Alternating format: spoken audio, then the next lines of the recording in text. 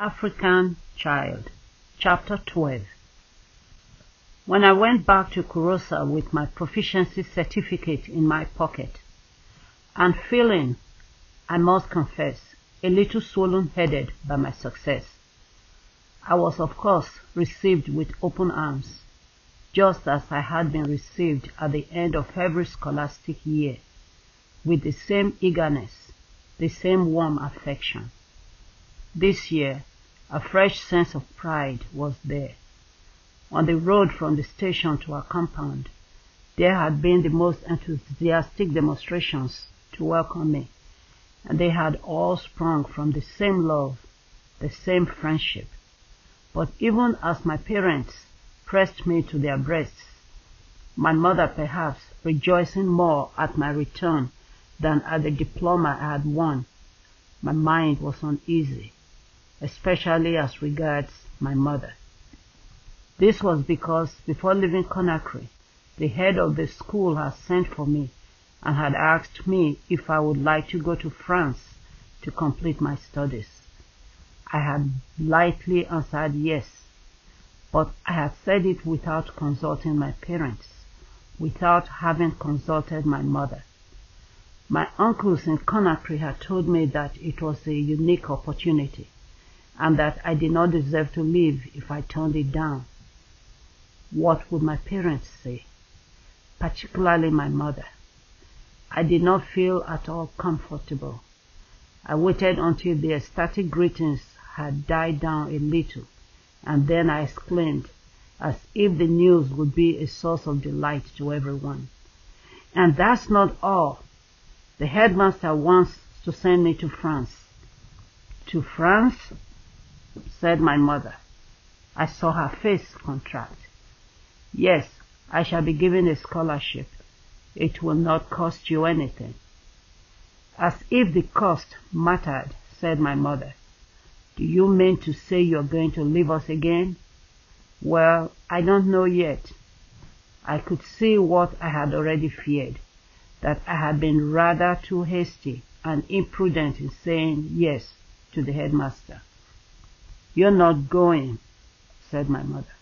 No, I said, but it would not be for longer than a year. A year? Said my father. A year. That's not so very long. What? My mother broke in sharply. A year isn't so very long?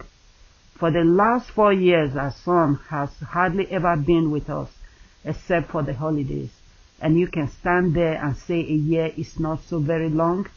My father began. No, no, my mother cried. Our son is not going. Let that be the end of the matter, said my father. We won't mention it again, for this day is the day of his return, the day of his success. Let us rejoice. We'll talk about the other thing later on. We said no more about it, for people were beginning to crowd into the compound, eager to celebrate my return. Late that night, when everyone was in bed, I went and sat beside my father under the veranda of his hut. The headmaster had said that he required my father's official consent before he could do anything, and that this consent should reach him with the shortest delay. Father, I said, when the headmaster asked me if I would like to go to France, I said yes. Ah, you've already accepted. I couldn't help saying yes. I didn't think what I was saying at the time, or what you and my mother would think. Do you really want to go there? He asked. Yes, I said. My uncle Mamadou told me that it was a unique opportunity. You could have gone to Dakar. Your uncle Mamadou went to Dakar. It wouldn't be the same thing. No, it would not be the same thing. But how are we going to break it to your mother? Then do you agree to my departure? I cried. Yes, yes, I'm willing. Because of you. But do you hear? It's because of you I'm doing it. For your own good. And he was silent a while. You see, he said. It's something I've often thought about. I've thought about it in the silence of the night and in the clangor of the forge. I knew quite well that one day you would leave us. I knew it the very first day you set foot in school. I watched you studying with such eagerness, such passionate eagerness. Yes, since that day, I knew how it would be, and gradually I resigned myself to it. Father, I said, each one follows his own destiny, my son. Men can do nothing to change it. This opportunity is within your reach. You must seize it. You've already seized one. Seize this one too. Make sure of it. There are still so many things to be done in our land. Yes, I want you to go to France. I want that now, just as much as you do. Soon we'll be needing men here like you. Maybe you'll not be gone too long. We sat for a long time without saying anything under the veranda, looking out into the night. Then suddenly, my father said in a broken voice, "Promise me that you will come back." "I shall come back," I said. "These distant lands," he whispered slowly. He left the phrase unfinished. He went on looking out into the darkness.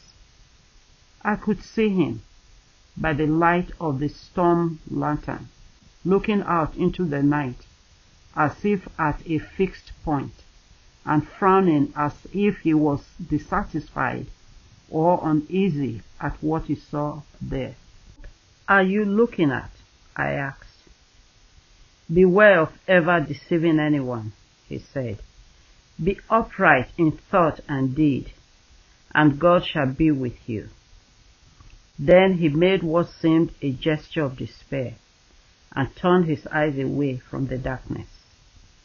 The next day, I wrote to the headmaster that my father had given his permission, and I kept it a secret from everyone. I confided only in Kuyate. Then I began traveling around the district. I could go anywhere I liked. I visited the nearby towns. I went to Kankan, which is our holy city. When I came back, my father showed me the letter that the headmaster of the technical college had sent him. The headmaster confirmed my departure and named the French school where I was to study. The school was at Argenteuil. "Do you know where Argenteuil is?" asked my father. "No," I said. "I will go and have a look." I went and looked it up in my dictionary, and I saw that Argenteuil was only a few miles from Paris. "It's near Paris," I said, and I began dreaming about Paris. Then my thoughts returned suddenly to my mother. "Have you told my mother yet?" I asked. "No," he replied. "We will go together and give her the news." "You wouldn't like to tell her yourself?" "By myself?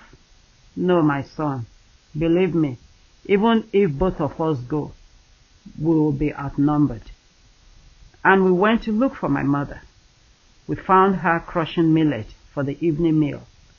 My father stood a long while watching the pestle rising and falling in the mortar. He hardly knew where to begin. He knew that the decision he had to make would hurt my mother, and he himself had a heavy heart. He stood there watching the pestle and saying nothing, and I dared not lift my eyes. But my mother did not take long to guess what was in the wind. She only had to look at us in order to understand everything, or almost everything. "What do you want?" she said. "Can't you see I'm busy?" And she began pounding faster and faster. "Don't go so fast," my father said. "You'll wear yourself out." Are you trying to teach me how to pound millet? She said. And then all of a sudden, she went on angrily. If you want to discuss our son's departure for France, you can save your breath. He's not going. That's just it, said my father. You don't know what you're talking about. You do not realize what such an opportunity means to him. I don't want to know, she said. Suddenly she dropped the pistol and took a few steps towards us. Shall I never have peace of mind? She cried. Yesterday it was the school at Conakry. Today it's a school in France. Tomorrow, what will it be next? Every day there's some mad scheme to take my son away from me. Have you already forgotten how sick he was at Conakry? But that's not enough for you. Now you want to send him to France. Are you crazy? Or do you want to send me out of my mind? I'll certainly end up raving mad. And as for you, she cried, turning towards me, you are nothing but an ungrateful son. Any excuse is good enough for you to run away from your mother. But this time it won't be as you want. You'll stop right here. Your place is here. What are they thinking about at school? Do they imagine I'm going to live my whole life apart from my son? Die with him far away? Have they no mothers, those people? But they can't have mothers, of course. They would not have gone so far away from home if they had had mothers. And she lifted up her eyes to the sky and addressed the heavens. He's been away from me for so many years already, she said, and now they want to take him away to their own land. Then she lowered her gaze and looked at my father again. Would you let them do that? Have you no heart? Woman, woman, said my father. Don't you know it's for his own good? His own good? The best thing for him is to stay here with us. Hasn't he learned enough already? Mother, I began, but she turned on me violently. You be quiet.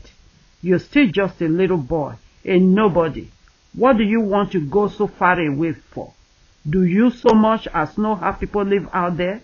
No, you don't know anything about it. And tell me this, who is going to look after you? Who is going to mend your clothes? Who will cook for you? Come, come, said my father. Be reasonable. The white men don't die of hunger. So you haven't realized? You poor crazy thing. You haven't noticed that they don't eat as we do? This child will fall sick. That's what will happen. And then what will I do? What will become of me? Oh, I once had a son, but now I have a son no more. I went up to her and pressed her to me. Get away from me, she shouted. You are no son of mine. But she did not push me away. She was weeping, and she held me closely to her. You won't leave me alone, will you? Tell me you won't leave me alone. But now she knew that I would go away and that she could not stop my departure, that nothing could stop it. Perhaps she had known that from the first. Yes, she must have guessed at the workings of the inner wheels, which, from the school in Kurosa, led me to Conakry and would finally take me to France. And all the time she had been talking and fighting against it, she must have been watching the wheels going round and round. First this wheel, then that one, and then this third and greater wheel, then still more wheels, many more wheels, perhaps, that no one else could see. And how could their workings be stopped? We could only watch them turning and turning, watch the wheels of destiny turning and turning. My destiny was to go away from home. And my mother began to direct her anger against those who, to her mind, were taking me away from her once again. But already, they were only useless shreds of anger. Those people are never satisfied, she said. They want to have everything. As soon as they set eyes on a thing, they want it for themselves. You must not malign them, I replied. No, she said bitterly, I shall not malign them. And finally she found that her anger and her rage were spent. She laid her head on my shoulder and wept noisily. My father had crept away, and I held her close. I dried her tears. I said, what did I say to her? Everything and anything that came into my head, but nothing was of any importance. I don't think my mother understood a word of what I was saying. All she was aware of was the sound of my voice, and that was enough. Her sobs gradually grew quieter and less frequent. That was how my departure was arranged. And so one day, I stepped on a plane for France. Oh, it was a terrible parting. I do not like to think of it. I can still hear my mother wailing. I can still see my father, unable to hide his tears. I can still see my sisters, my brothers. No, I do not like to remember that parting. It was as if I was being torn apart. In Conakry, the headmaster told me that the plane would land at Orly. From Orly, he said, you will be taken to Paris, to the Invalides station. There you will take the metro to Saint Lazare station, where you will find the train for Argenteuil. He unfolded a metro map and showed me the route I should be taking in the depths of the earth. But the map meant nothing to me, and the very idea of traveling underground was extremely vague to me. Are you sure you understand? The headmaster asked me. Yes, I said, but I did not understand everything. Take the map with you. I slipped it into my pocket. The headmaster looked at me. You're not overdressed, he said. I was wearing white cotton trousers and an open-necked sports shirt, sleeveless. On my feet I was wearing sandals and white socks. You will have to wear more over there.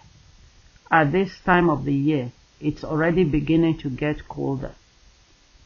I left for the airport with Marie and my uncles. Marie was going with me as far as Dakar, where she was to continue her studies. Marie, I got into the plane with her.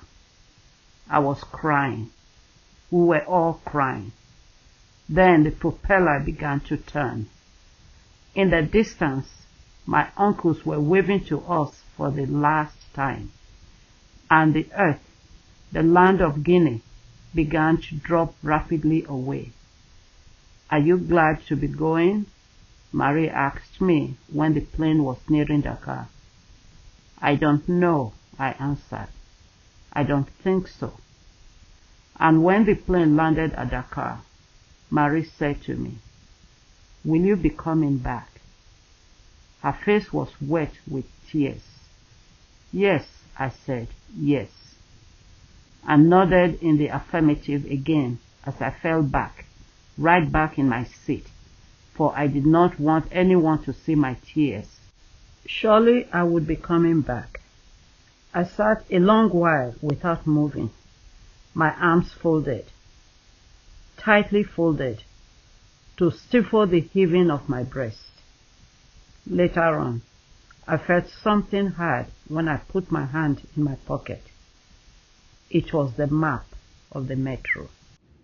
Thanks for listening, and please subscribe to our YouTube channel to help us grow.